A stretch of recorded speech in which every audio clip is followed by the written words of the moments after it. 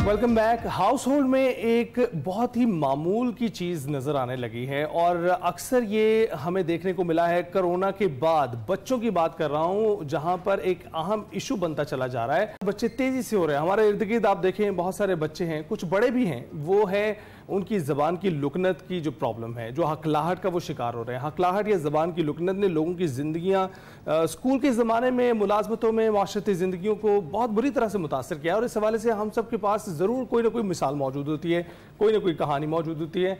तो मुतासर अफराद को इससे निमटने और दूसरों की जानिब से मजाक उड़ाए जाने की वजह से काफ़ी परेशानी का सामना करना पड़ता है। दुनिया भर में इन अफराद की तादाद में तेज़ी से इजाफा हो रहा है। 7 करोड़ से ज़ायद जो है इनकी तादाद बताई जाती है। और ज़बान की हकलाहट होती क्या है, क्यों पैदा होती है और क्या इसका कोई हल भी है, इलाज की बात करेंगे। हमारे साथ इस वक्त मौजूद हैं हमारे ख़ास गेस्ट हैं स्पीच पैथोलॉजिस्ट नवीद अहमद आफ्ताब साहब। बहुत बहुत शुक्रिया हमें ज्वाइन करने के लिए। कैसे हैं आप? अल्हम्दुलिल्लाह। आफ्ताब साहब, जिस तरह से हम देखते हैं कि अभी हमने जिक्र किया कि हकलाने की या स्टेमर करने की, खासूसी तौर पर अगर देखें तो बच्चों की मेजर रीज़न क्या होती है, उसको ज़रा एक्सप्लेन करें। अच्छा, इसमें जो ज़ुबान की लुकनत है, स्टेमरिंग, ये दोनों अलग-अलग चीज़ें हैं। हकलाना और स्टेमरिंग सेम ही चीज़ होती है। इसमें जो है जब बच्चा बोलना सीखता है तो उसके अल्फाज अगर क्लियर नहीं आ रहे, जो तोतलापन है उसमें आर्टिकुलेशन एरर या फोनोलॉजिकल एरर्स होते हैं। लाइक बच्चा के को ते बोल देता है और ग को द बोल देता है, ये जो है लुकनत उसे कहते हैं। अच्छा, इसमें ज़रूरी नहीं है कि टंग टाई, जिसे हम तंदवा भी कहते हैं, अक्सर लोग आके हमें कहते नहीं कि वो हमें लगता है कि हमारे बच्चे को तंदवा है। ज़रूरी नहीं कि ऐसा हो। अगर कोई माइनर हो तो उसको तो थेरेपी के ज़रिए ठीक कर लिया जाता है, वरना फिर उसकी माइनर सी एक सर्जरी होती है, वो हो जाता है। लेकिन स्टैमरिंग के डिफरेंट इश्यूज़ होते हैं, उसमें न्यूरोलॉजिकल इश्यूज़ भी हैं, डेवलपमेंटल भी हैं, जेनेटिक भी हैं। ये फैक्टर्स स्टैमरिंग में होते हैं। ये ज़रा बताइएगा फ़र्क क्या है थेरेपिस्ट और पैथोलॉजिस्ट में? ये ना अक्सर हमारी इस पर बहस रहती है।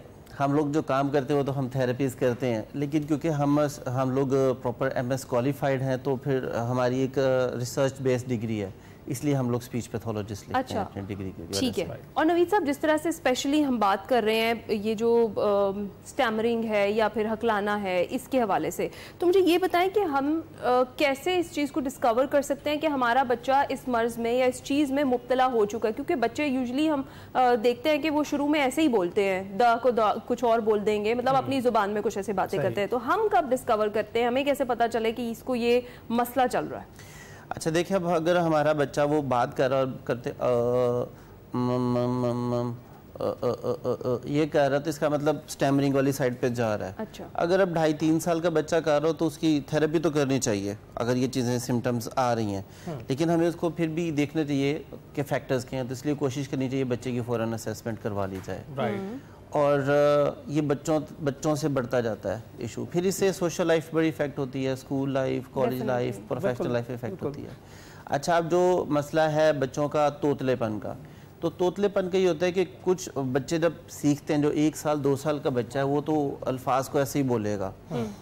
अब होता ये है कि हम पेरेंट्स बड़े लाड से बच्चे को वैसे ही बोलते हैं। बच्चा कहता है ता तल हो, तो हम भी कहते हैं ता तल हो। जब हम ऐसे बोलेंगे तो हमारे जो बच्चे हैं वो क्योंकि हमसे सीखते हैं, लैंग्वेज बच्चों ने पेरेंट्स से, अपने एनवायरनमेंट से, बहन भाइयों से, सिबलिंग से सीखनी होती है।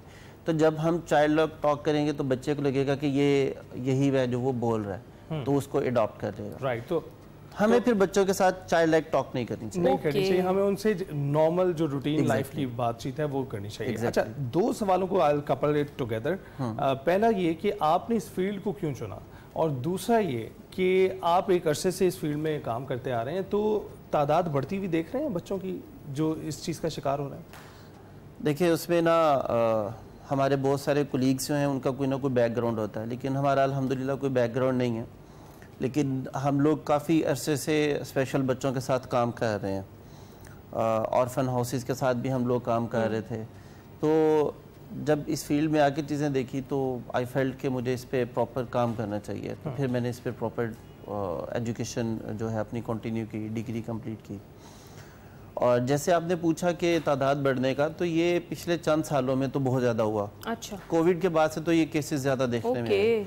اور دوسرا یہ کہ لیکن جو ہم لوگوں کو لگتا ہے کہ جیسے سمارٹ فونز کا یوزیج بڑھ رہا ہے، یہ ایک سب سے زیادہ اس کا فیکٹر ہے چیزوں کے بڑھنے کا. اچھا. کیونکہ سمارٹ فونز ہیں، ایل سمارٹ ہو گئی، ہم چیزوں کو سمارٹ کرتے جا رہے ہیں، تو گیجٹس کا یوزیج بچوں کا بڑھ رہا ہے. ٹھیک ہے. یہ ایک سب سے زیادہ میجر ریزن ہے. اور جو کوئکلی میں چاہوں گی جو ورچوئل آٹزم ہے، اس کے حوالے سے بھی آج کل چل رہی ہیں چیزیں، اس کو ذرا ایکسپلین کیجیے گا اور کوئکلی یہ بتائیے کہ how important is to like communicate with your kid. جب آپ کے بچے ہیں تو بجائے اس کے کہ انہیں گیجٹ دے کر آپ بٹھا دیں، ان کے ساتھ باتیں کرنا کتنا زیادہ ضروری ہے؟ کوئکلی ذرا سے. جو ورچوئل آٹزم ہے اس کا یہی کہا جا رہا ہے کہ گیجٹس کے اوور یوزیج کی وجہ سے، جس میں ٹی وی موبائل وغیرہ ہے. ٹھیک ہے. اور دوسرا یہ کہ اگر ہم اپنے بچوں کو بجائے گیجٹس دینے کے ہم کوالٹی ٹائم دیں، بچوں کی سوشل گیدرنگ بڑھائیں، بچوں کی آپس میں گیدرنگ بڑھائیں، انہیں باہر لے کے جائیں، ان کی سوشلائزیشن پہ کام کریں، ان کے ساتھ کمیونیکیٹ کریں، تو بچوں کی چیزیں بہتر رہتی ہیں. اور یہ جو اسکرین ٹائم ہے یہ کتنا ہونا چاہیے؟ دیکھیں ریکمنڈیشنز ہیں 3 سال تک کے بچوں کا، تو جو ریکمنڈیشن ہے وہ 0 اسکرین ٹائم ہے، لیکن انفارچونیٹلی ہم کرتے نہیں ہیں، لیکن جتنا کم سے کم ہو سکے اتنا کم رکھنا چاہیے. رائٹ. اچھا نوید صاحب، بہت بہت شکریہ ہمیں جوائن کرنے کے لیے. آپ نے اس وقت روشنی ڈالی ہے. ایک بڑا اہم ایشو ہے کیونکہ میرے بچے جو اب بڑے ہو رہے ہیں وہ ان سکرینز کے ساتھ بڑے ہو رہے ہیں، اور ہمارے معاشرے میں ہم دیکھ سکتے ہیں کہ خواتین اور مائیں جو ہیں وہ اس ایکسکیوز کو اپنا رہی ہیں کیونکہ ہمارے ہاں اس وقت یہ ٹیکنالوجی موجود ہے تو ہم استعمال کر رہے ہیں اس کو، لیکن ٹیکنالوجی کا استعمال جو ہے وہ ذمہ داری کے ساتھ کرنا بہت ضروری ہے کیونکہ یہ آپ کے بچوں کو متاثر کر رہا ہے.